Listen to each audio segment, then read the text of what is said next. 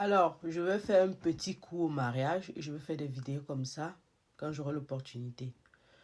Je rappelle que je ne suis pas un coach matrimonial, je suis une infirmière. Si vous êtes en train de suivre cette vidéo ou si vous êtes sur mes pages, ça veut dire que vous êtes sur la page santé et prévention. Ça veut dire que on fait tout pour préserver ta santé. On réagit en amont pour éviter les conséquences. On ne veut pas avoir les conséquences.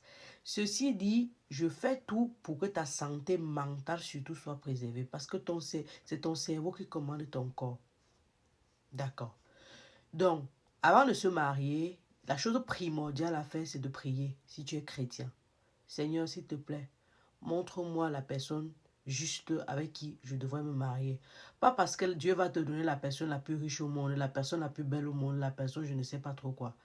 Dieu va te donner la personne que tu pourras supporter. C'est-à-dire le fardeau que tes épaules pourront supporter. Parce que le mariage est une école. C'est la seule école au monde dans laquelle on donne le certificat avant de fréquenter. Et tu ne connais pas les examens qui t'attendent. Ça te surprend seulement. Et quand ça te surprend, si tu avais demandé la grâce au Seigneur d'avoir la bonne personne, tu ne seras pas, ça ne va pas te dépasser. Du moins, il va te donner la grâce de trouver les solutions. Donc, ça, c'est la première étape. D'accord? Donc, comme j'ai dit, tu demandes la grâce à Dieu. Et c'est peut-être c'est lui qui m'envoie de venir te parler dans cette vidéo. Disons, si tu écoutes, écoute attentivement. Donc, quand tu as fini de demander la grâce à Dieu, il faut écouter les voix du Seigneur. Ce que tu as dans la tête, ce n'est pas ce qu'il va te donner. Toi, tu veux un homme très riche qui roule dans les Range Rover, qui va t'offrir les maisons, qui va t'offrir les jolies fleurs que tu vas présenter sur les réseaux sociaux. Mais lui, il sait que ce n'est pas ça la vie, parce que ce n'est pas ça la vie du mariage. Ne vous fiez pas à ce que vous voyez sur les réseaux sociaux. C'est le mensonge. Ce n'est pas un mariage là-bas. Ce n'est pas télénovelas. De temps en temps, on peut t'offrir une fleur, signe d'amour. Mais quand on t'offre tout le temps les cadeaux, ce n'est pas le mariage. Ça veut dire qu'on cache quelque chose. Le vrai mariage, c'est quand on se traîne dans la boue. Hein? Chaque jour, on se titille un peu. Après, on se relève.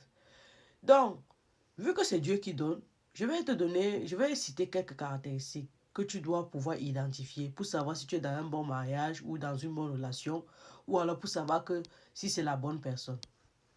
L'une des caractéristiques capitales, c'est de savoir si la personne a la crainte de Dieu, que ce soit l'homme ou soit la femme. La crainte de Dieu ne veut pas dire que la personne parte à l'église, ça n'a rien à voir. La personne peut ne même jamais être allée à l'église, mais tu vois que la personne valorise l'être humain. La personne se soucie de la santé mentale de l'autre. La personne se soucie de ta santé mentale.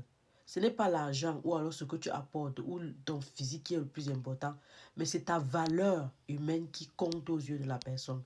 La personne peut te donner un yaourt comme cadeau, mais quand tu es malade, elle dépense tellement d'argent pour prendre soin de toi à l'hôpital ou pour cuisiner pour toi, la personne auprès de toi pour te chuchoter.